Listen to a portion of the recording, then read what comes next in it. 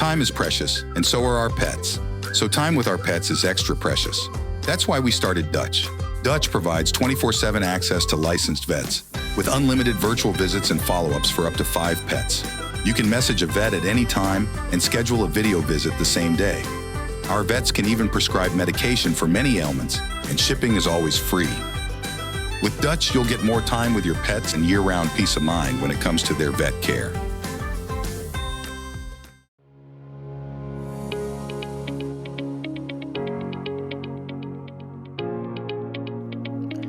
Welcome to the Delighted Customers Podcast. I am so glad you're here.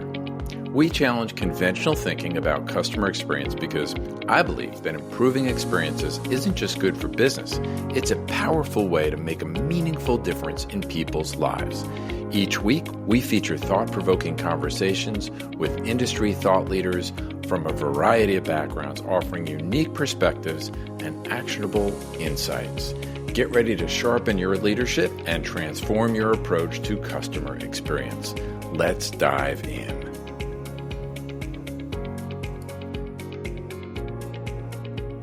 Well, I couldn't be more excited to have on the Delighted Customers Podcast this episode, Greg Kihlstrom. Greg and I go way back, actually over 15 years before I got involved in CX at all. And he has somehow come back into my life. And we crossed paths in Baltimore at one point at a CXPA event that happened down there. And we have developed a business partnership in that I am part of his umbrella of podcasts, part of the Agile Brand Network. Greg is the host of the Agile Brand Podcast Network. Greg, welcome back to the Delighted Customers Podcast. Yeah, thanks so much. Yeah, excited to be here, and I'm thrilled at the success of your show as well. It's been a great partnership. Well, Greg, can you share? And I agree 100%. And thank you so much for helping the work that you and your team do to help lift up our show here. Can you share a little bit more about what you do with our audience? Yeah, of course. Yeah. So I come originally from a marketing background. So I say I'm a recovering agency owner. So I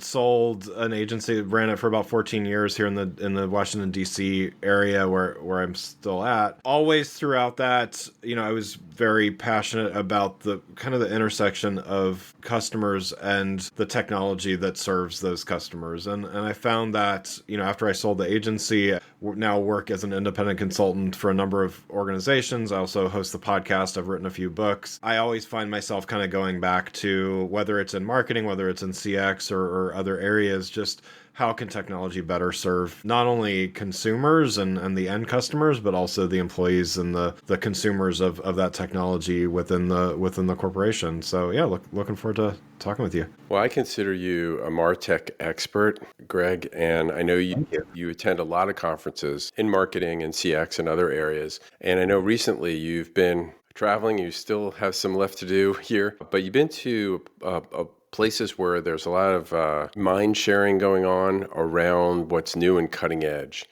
And what I'd like to do is pick your brain a little bit, if it's okay. Yeah.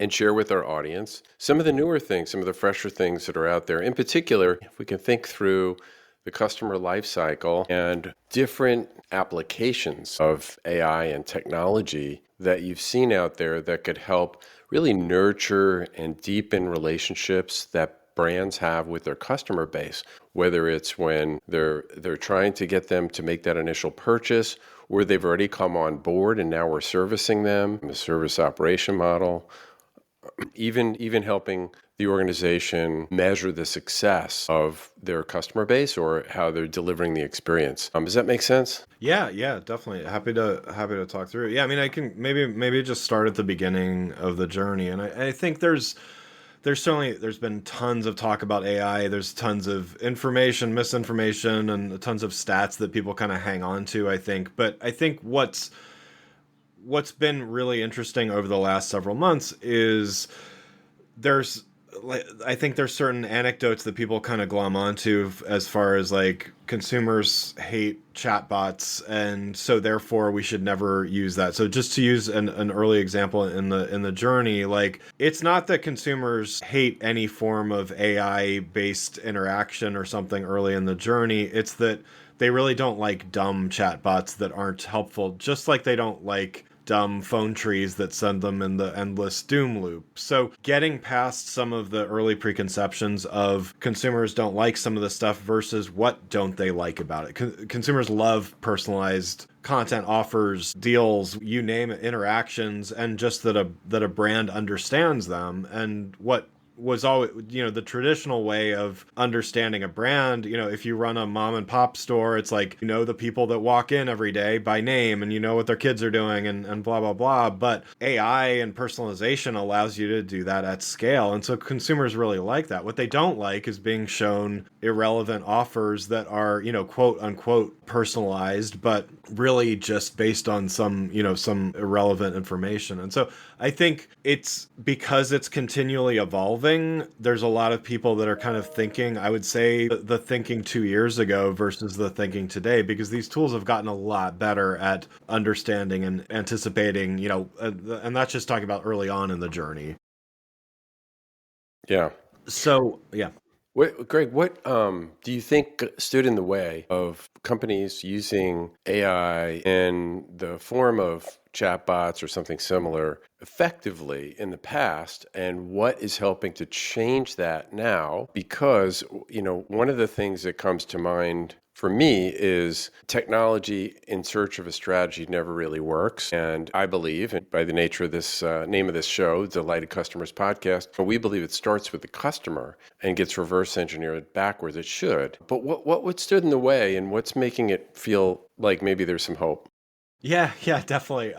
I'm an optimist when it comes to this stuff in general, but I do believe there's real hope. Yeah, I write a newsletter for LinkedIn called AI Isn't a Goal or a Strategy, much to what you just said. So I completely agree. It's easy to kind of jump on the bandwagon and say, slap AI on it and stuff. I think some of the reasons why early entrees into AI weren't successful is because the tooling itself wasn't very smart. I mean, again, like a chatbot that is like pre-programmed from a very limited set of options. I've used those successfully, but maybe I can count on my hand the times that I've actually used them to solve an actual problem versus one that's intelligent and fed information and, and really intended to be helpful. Those didn't exist, at scale a number of years ago. Now they do. So the company that says, let's slap a chatbot on the site because our competitor has it, they may be choosing the wrong one. So that's just that's slapping a tactic on a problem without really thinking it through. And to your point,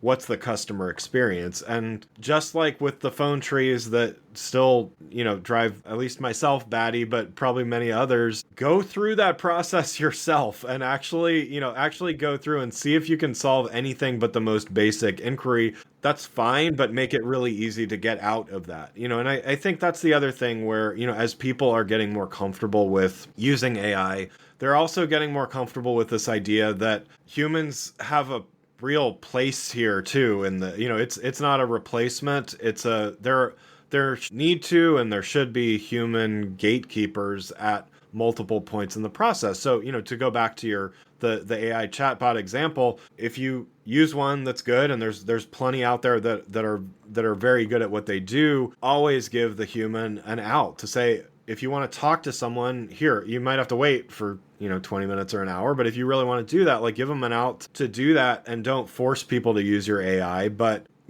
give them better tools and actually, again, go through the process yourself and see what it's like. And if it's a miserable experience, then what are you really solving? Yeah. And we've all been through the miserable experiences, and we kind of shake our heads and say, did you really think that was going to be helpful for me? Right. So you 100% agree with your thought about kind of being empathetic and walking through the customer's shoes, walking in their shoes. I wanted to ask you about specific applications. We've heard a lot about agent AI and some of the things that are coming out. What have you heard that's caught your attention that you think could really improve the experience for customers? Yeah, definitely. So yeah, agentic AI is definitely, it's the buzzword of the season, let's say. I would say I'm really excited about it. I think there's a lot of potential there. I've also heard and experienced some firsthand, but, I've also heard plenty of stories where you just need, for those less familiar with it, I mean, essentially agentic AI is an AI talking to another AI, performing a multiple set of tasks and scheduling it, and, tons of potential in that. And yet it relies even more on really good data, really good connections between tools that really understand what they're doing. And so, as you would imagine, with increased complexity comes increased potential to just really screw things up. So, I have heard some, I wouldn't call them nightmare stories, but like some stories about, hey, we started down this path and now we need to like take a minute and think this through a little more. So I think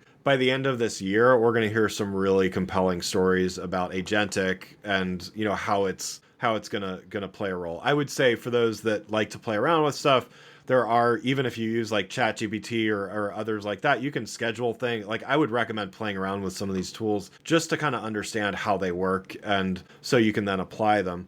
I think, what I've heard, I guess different kind of agent, but at some of the shows that I've been to recently, is how AI can really augment and support the customer service agent in some ways, and in really interesting ways that also kind of reinforce what we were just talking about, as far as like humans are really needed in this process, but humans don't always have to do all the work, and also humans are really bad at certain kinds of work and machines are really good at it. So, when you pick up the phone, when a customer service agent picks up the phone, having your exact history and a summary of that history, rather than having to read through, pages and pages of notes, like it may all be there, like whatever system you're using, I'm sure it has a record of your customers, but actually giving meaningful summaries of those things, taking really good notes of the interaction so the customer service agent can spend their time focused on you and not making sure that their records are complete before they have to rush to the next call, or even after the fact,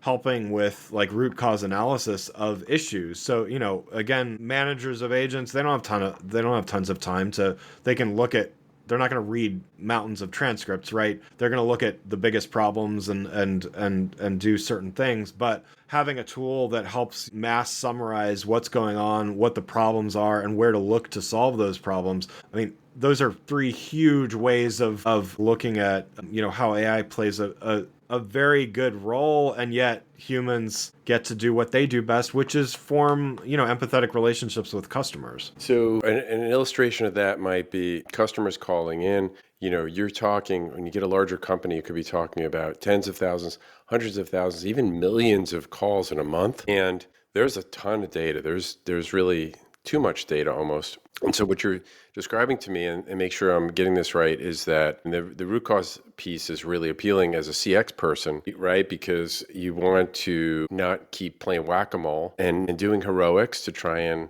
it's great when Greg gets an accolade for doing a triple backflip for a customer who wrote this beautiful testimonial letter. But you don't want to have to perform heroics because there's something broken upstream, right? And so I'm curious about, the how, but if you generally talk at a high level about how this works, how can it go back and find the root cause? CX professionals know that every touch point matters, but managing the entire customer journey can be challenging, especially for enterprises due to disjointed data, difficulty aligning stakeholders, and struggling to secure executive support. That's where JourneyTrack comes in. JourneyTrack integrates journey mapping, management, and measurement, allowing you to pinpoint friction, optimize experiences, and demonstrate the ROI of CX initiatives.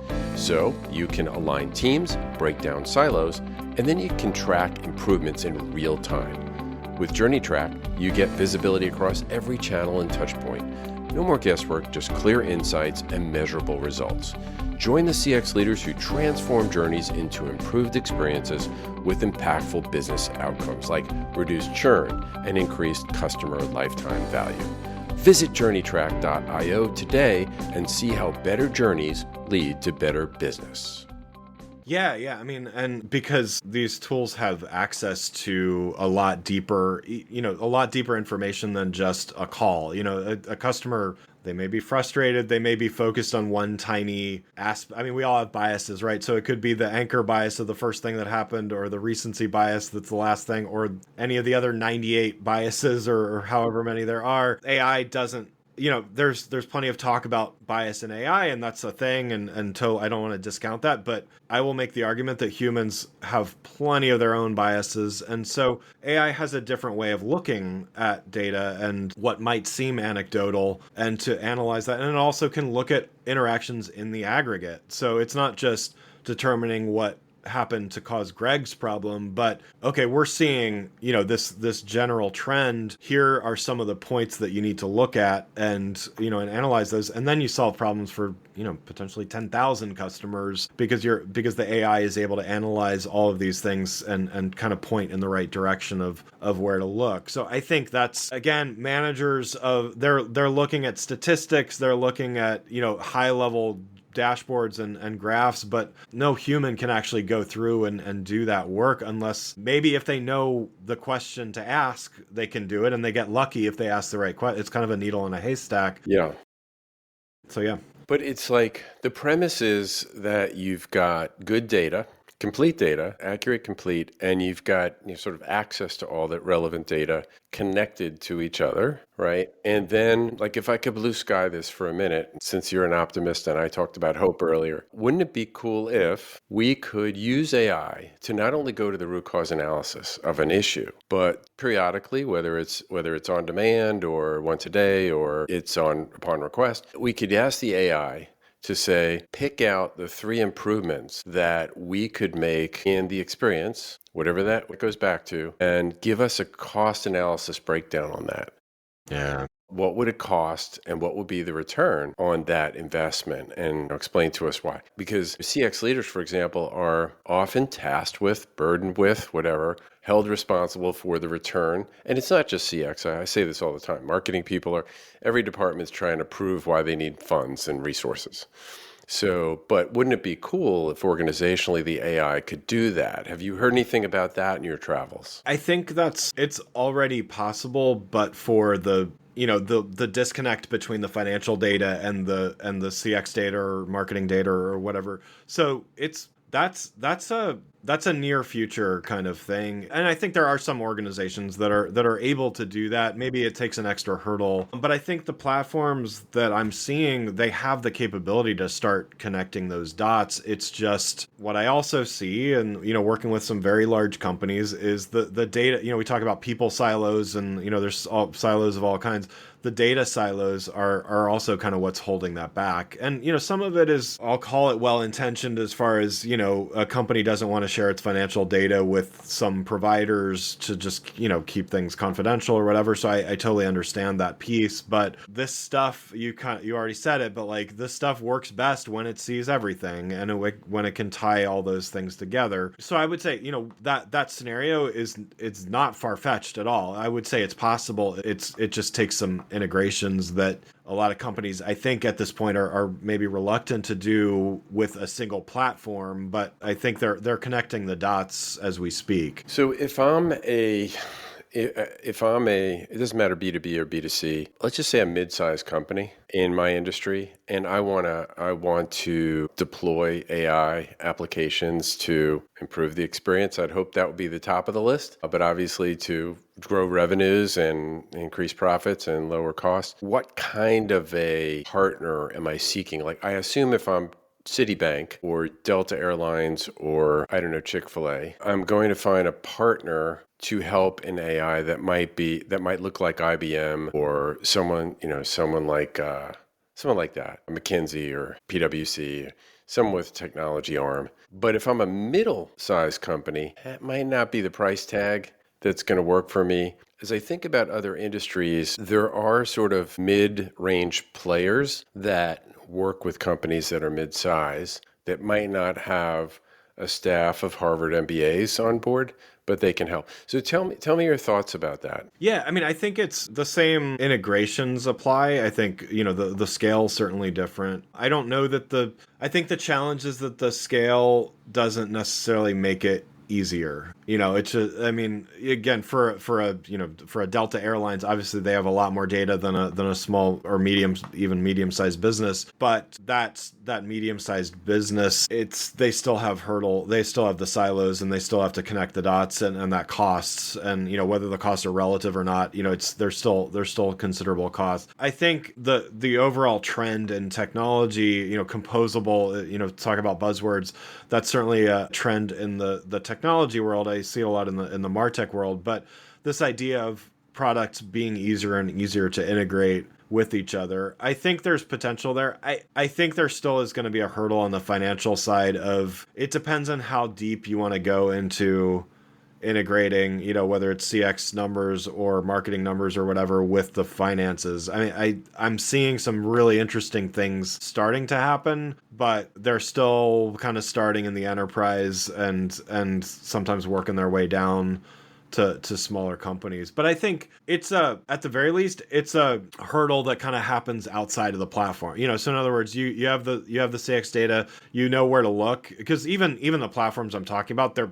very large companies use them, but other smaller companies can use a lot of these platforms as well, and quite reasonably. So like, you have all the data, you just need to connect the dots kind of outside of the platforms that you may be using. So it's a hurdle, but it's still possible. Yeah, it's so interesting that even with, maybe even especially because of all this technology and the speed at which it's becoming more available, that it just puts a spotlight on what I would call change management efforts. And that involves human beings, and that involves trust, right? It involves co-creation and collaboration and building a guiding coalition. As you talk about silos, you still got to bust those to make all this really effective as it could be. Right? Yeah, and I mean, it's this better than me here, but like, I work on the process side of things and less on the behavioral side of things, but change is hard. The Kubler-Ross change curve, it mirrors the stages of grief, right? So it's like,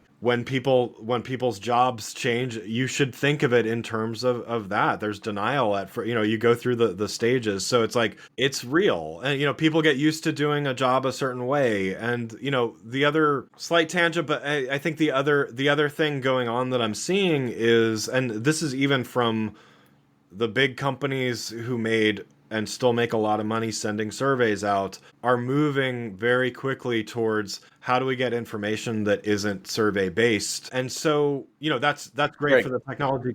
Yeah. If I can interrupt for a minute. Sure. Information that's around customer sentiment. Right. Well, sentiment as well as like real-time behavior. And so by tying all of those things together, I mean, I think I'm excited about that piece of it, because I mean, surveys aren't going to go away, but like, I think there's challenges with surveys, and I think some of those challenges are growing with like fatigue and stuff like that. But, you get someone whose job it's been to, one of the big things in their job has been to send out surveys and rely on results from those. And then all of a sudden you're telling them, well, yeah, we're doing that, but we're also collecting all this other data that feels like that feels like marketing data, or that feels like sales data or whatever. And so, you're causing a lot of change by adopting these things, whether you call it a change initiative or not. Just the way things are moving, it's causing people to need to even using AI in your job. So certain people love that idea and gravitate towards it. Others are threatened by it, and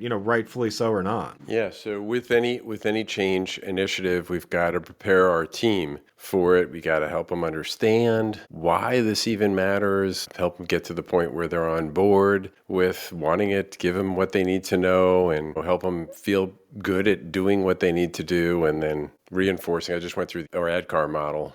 Yeah. Right. But I was going to ask you, what do you see, or what have you heard that's sort of futuristic, that says, maybe not 6 months from now, but down the road, what's in development? What kinds of things can we expect down the road that could improve the experience for customers? Yeah, I do think, maybe to go back to the agentic side of things, is, customers being able to solve very complex problems from a single source. So, some of that I mean, just to use a basic example of, you call up your bank and you get transferred to 20 different people to solve the let alone having multiple problems to solve on the same call or whatever, which I've also had. But, being able to solve things that cannot be solved immediately, that take timing and scheduling to be able to do. Another example would be, planning a trip with, a complex, you've got hotels, you've got flights, you've got car rentals, you've got dinner reservations, you've got all of these things, doing all of that based on a prompt or maybe a couple prompts. But that's where things are headed is, how does AI or a team of AIs really, from the consumer's perspective, who cares? It could be 100 AIs. They have a problem, and a complex problem that takes a lot of time, a lot of understanding, and a lot of complexity to solve. Again, not always something that can be solved in one sitting either. But companies that are going to be able to solve that, that's what the expectation is going to be. And we see little twinkles of that right now, even with, some subscriptions even, or some things like that. It's like we start anticipating things or being able to plan ahead, but we're going to be talking about much more complicated things and the expectations for those that are, the nice part about it will save some time. The downside, some smaller organizations are going to struggle at first to connect those dots, but the large organizations I know as well, they're struggling just in different way. They may have more resources to do it, but they have way more technical debt and complex systems and stuff. So it's,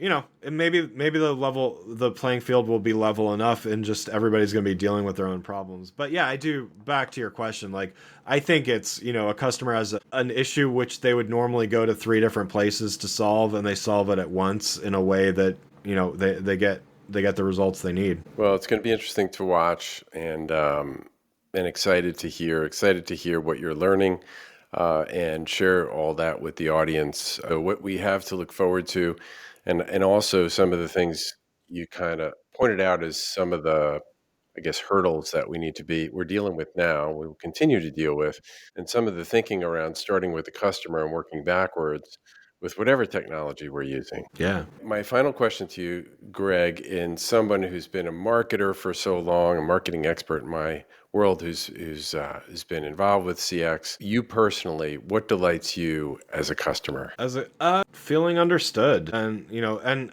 before I have to say something. So when I get, and it can be super simple. It can be a hotel knowing that I've stayed there before. Like, that's surprisingly a surprise, but it's just like, yeah, just feeling understood, so I don't have to explain myself, because usually I will do just about anything to not have to interface with other people, I guess, in like customer interactions and situations. So when I do interact and somebody anticipates something, that's that I'm a customer for life. Yeah. And it's just, I think to your point, it's so important for companies to understand that about their customers in their business, in that particular journey or customer life cycle. What are the critical moments? What are the points where they're going to maybe need to speak to a human being, or the next level of expertise in a human being? And you can get them there quickly, and you can know them. I heard that so much when I was at the bank about know me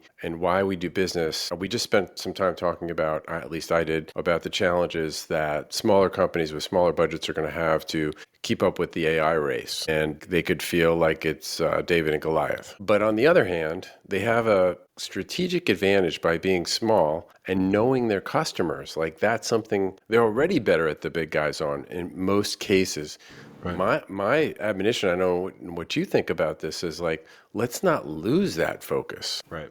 Yeah, I totally agree. I think AI is a way for the bigger companies to mimic some of that stuff. And again, I appreciate it. When I stay at a large hotel chain, and again, they know that it's like, I don't care if that individual knows anything about me, but I appreciate that the company understands. But when I walk into a small business and I was there yesterday and they don't recognize me, like, shame on them. It's like, but to your point, like, they have a much better opportunity because they're closer to the data, they're closer to their customers and everything like that. So yeah, lean into it. Every customer experience improvement doesn't have to be a technology improvement, even though I know that's on everybody's mind, but use AI and all that stuff when you can. It's a huge time saver, efficiency saver, but people still matter, right? People definitely matter. Greg, thank you so much for being a guest again on the Delighted Customers podcast and sharing your wisdom. Yeah, thanks so much for having me. I hope you enjoyed this episode of the Delighted Customers podcast. It would mean so much if you would take a moment to subscribe. You can go to Apple, Spotify, Amazon Music, or wherever you listen to podcasts, click on the plus sign or follow button, and that will ensure that you don't miss an episode, and it helps get the word out to others. While you're there, I'd love it if you'd leave a 5-star review. I look forward to seeing you back here next Thursday.